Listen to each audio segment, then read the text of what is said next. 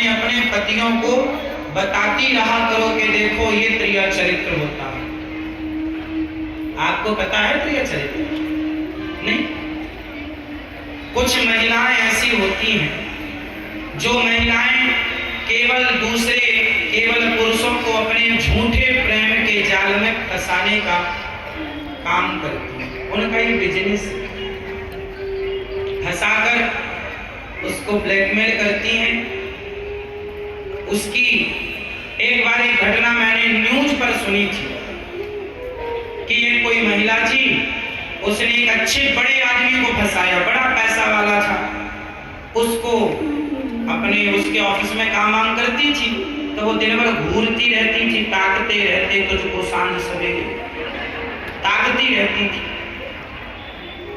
तो उसके बॉस को, मालिक को उससे आंखें मिली, तो उसने भी आंखें मिलाई, बुलाया, यहाँ तुम हमें क्यों देखती रहती हो? वो लड़की तो उसे फंसाने ही आई थी, नौकरी का बहाना था। बोले हमें आप अच्छे लगते हैं।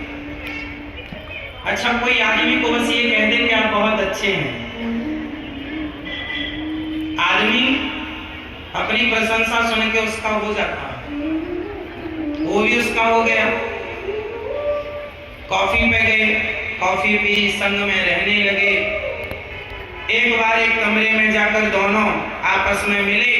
वो लड़की इतनी होशियार थी कि जो उसका बटुआ था उसमें उसने कैमरा लगा रखा था।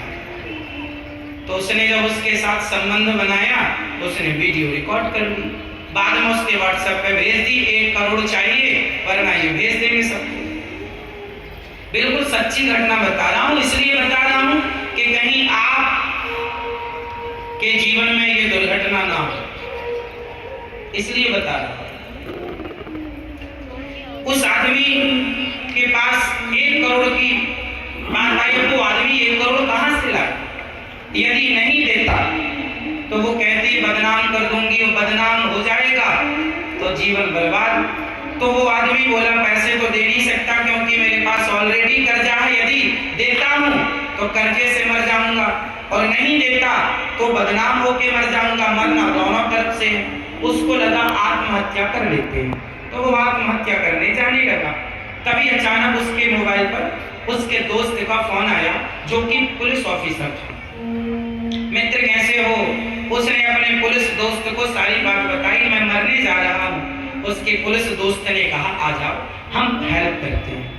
उसने उस लड़की, पुलिस टीम एक्टिव हो गई और उस लड़की को पकड़ निकाला। उस लड़की से पूछा कि आपने ऐसा क्यों किया? उसने कहा हमारा ये गिरोह चलता है, 10 लोग काम करते हैं इसमें, अभी तक आपने कितना पैसा कमाया? बोले 80 करोड़ रुपए हम लोग कमा चुके हैं, 80 लोगों को फंसा चुके हैं। ये 81 नंबर का आदमी था, अब इसे 80 करोड़ वसूल चुके हैं।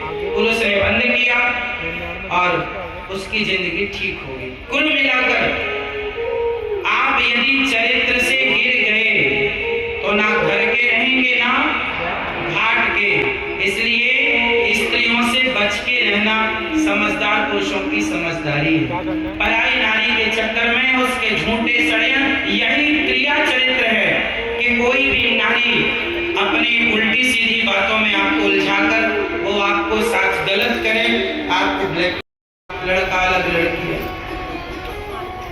अच्छा बताओ, आज के समाज में, आज के समय में सबसे ज्यादा तलाक होते हैं। उस तलाक के जितने भी केस हैं सब पर आप स्टडी कर लीजिए, सब पर रिसर्च कर लीजिए, बताइए कि उस तलाक में सबसे ज्यादा गलती किसकी? मैं ऑप्शन रखता हूं, जब जब तलाक होता है किसी भी लड़की का, तो बताओ गलती पहली किसकी होती है? ऑप्शन सुनो, तलाक में गलती किसकी? पति की, पत्नी की, लड़की की माँ की या लड़के की माँ की? आप लोग बताओ मेरी माँ किसके कारण? भैया आपकी सासू माँ यही है, नाराज ना हो जाए।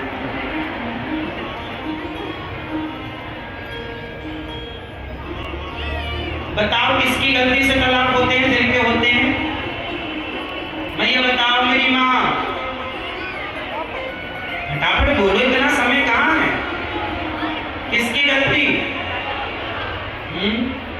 ईगो,